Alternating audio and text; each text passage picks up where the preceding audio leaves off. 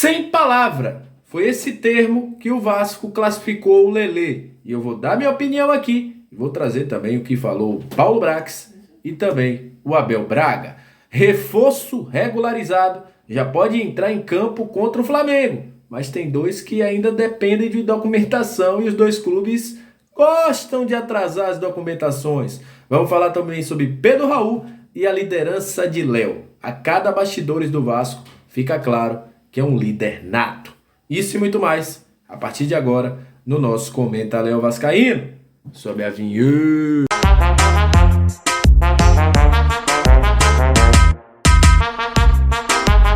Salve vascaínos e vascaínas, aquele abraço para você que está sempre junto com a gente, que curte, compartilha, que se inscreve no nosso canal.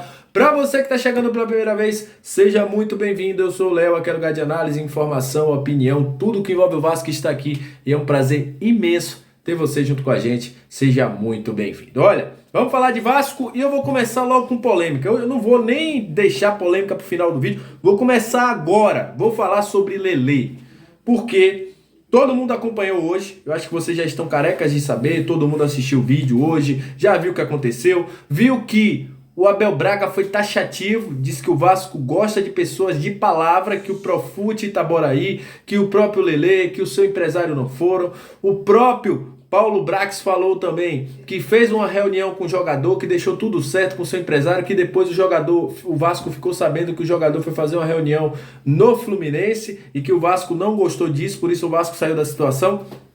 E tá bem claro, gente.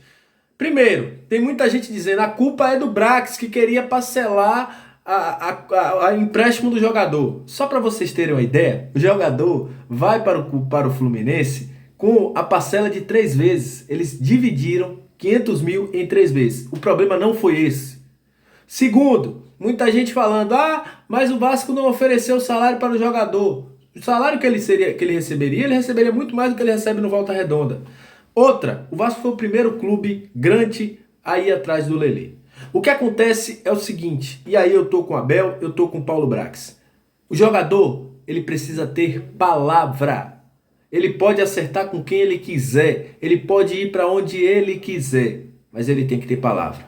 Se ele deu a palavra ao Vasco e por diversas vezes essa palavra não foi sustentada, o Vasco está de parabéns. Não tem que acertar com o Lelê, não. E o que está sendo falado pelo Vasco, por meio de Paulo Brax e Abel Braga é isso. O Vasco saiu da situação e está correto. Começaram a fazer um leilão do jogador. Flamengo está querendo. Fluminense está querendo.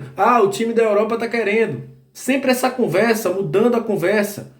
Então, na minha opinião, boa sorte a ele, sucesso do mundo. Mas o Vasco não pode ficar refém desse jogador. E gostei da postura do Vasco, gostei da postura do Abel Braga, gostei da postura do Paulo Brax. Tem que ser assim. O Vasco não é refém de jogador. Se o jogador quiser vir para o Vasco, tudo bem. Agora fazer joguinho com o Vasco não vai ficar. E ficou claro que algumas outras negociações que ficaram pelo caminho foram por isso aí. Não tem palavra, não joga no Vasco. E eu gostei e apoio. Não tem que jogar. Para ele, todo sucesso do mundo. Vou desejar nada para ele ruim não, porque o que a gente deseja pro próximo volta em dobro pra gente. Que ele tenha sucesso no Fluminense. Que o Vasco, a gente consegue outro jogador fácil. Estamos no mercado e temos dinheiro para isso.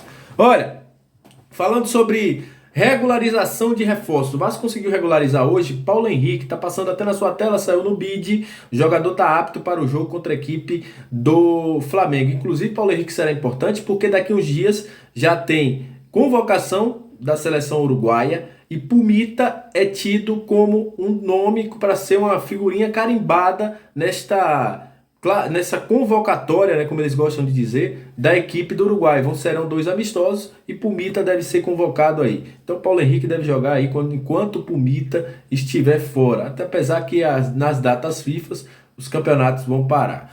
A situação de Capasso e Andrei, como eu falei hoje mais cedo, a situação é o seguinte, o PSG que o diga, né? Eles tentaram levar o Ziyech, só que o Chelsea mandou o documento errado 3 vezes. E aí ficou sem tempo, o jogador não foi inscrito, ficou sem o jogador lá. O Chelsea tem essa burocracia para mandar documentos, né? Até com o próprio Arsenal teve isso. Sobre a situação do Capasso, tá faltando um documento vindo da Argentina. segundo eu pude apurar, tem alguma coisa em relação à Federação Argentina e por isso o Vasco ainda não conseguiu regularizar ele. Tem até amanhã, se não conseguir, o jogador não vai para o Clássico.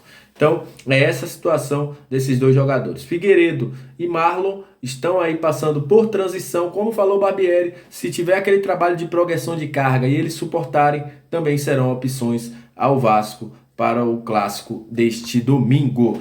Pedro Raul, muita gente estava na dúvida porque eu falei, olha, Pedro Raul tem 5 gols na artilharia do Campeonato Carioca. É isso mesmo, gente. Sabe por quê? Como está passando a arte na sua tela, ele tem 8 jogos pelo Campeonato Carioca pelo Vasco. Só que 5 gols e 2 assistências. Pelo campeonato da Copa do Brasil, ele tem 1 gol e 1 jogo. Então por isso que o Pedro Raul só tem 5 gols no Campeonato Carioca. Juntando o ano, aí sim o Pedro Raul tem 6 gols. É essa a contagem, porque tinha muita gente com dúvida, havia gente perguntando, não, são 6 gols tal, mas são 6 gols. 5 no estadual e 1 na Copa do Brasil. E eu gostaria de encerrar esse vídeo, porque eu estou fazendo vídeos diferentes com todo o encerramento, a gente fazendo algum...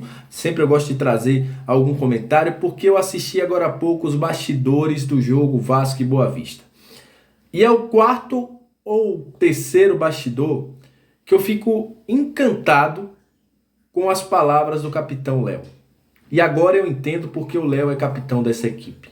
Mostra força, motiva os seus atletas, foco, disciplina, sempre sensato naquilo que fala, com humildade. Você vê que quando o Nenê entra, ele não quer ficar com a braçadeira, porque ele sabe que o Nenê era o capitão antes dele, ele devolve sempre a braçadeira.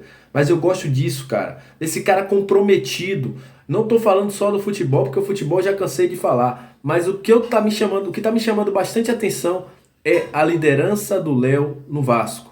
Me surpreendeu, não sabia disso, sabia que era um jogador muito focado, sabia porque eu tive informações dele quando passou pelo Bahia, pelo próprio São Paulo. Mas eu tô gostando de ver essa liderança, esse jogador que se impõe, esse jogador que tem o respaldo dos seus companheiros e que mostra que é uma extensão da liderança do técnico dentro de campo. Eu tinha que fazer esse vídeo aqui e não poderia deixar de falar sobre isso, sobre como o Léo tem sido importante. A cada bastidor eu fico encantado da forma que ele trata. Ele falou muito em dormir cedo, se doar, em estar o tempo todo ali se empenhando para levar o Vasco para um lugar melhor, falando sobre torcida. Então, graças a Deus, meus amigos, a gente tem um cara aí que entende o tamanho do Vasco e tem responsabilidade. Quanto tempo a gente precisava de jogadores assim? Com responsabilidade, comprometimento e qualidade dentro de campo. Parabéns, Léo.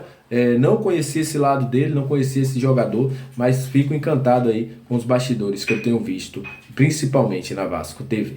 Então é isso, muito obrigado. Você que chegou até esse momento do vídeo, deixa o like, compartilha bastante com geral, deixa seu comentário aqui que é importante também. Até a próxima. E se não é inscrito, se inscreve. Valeu!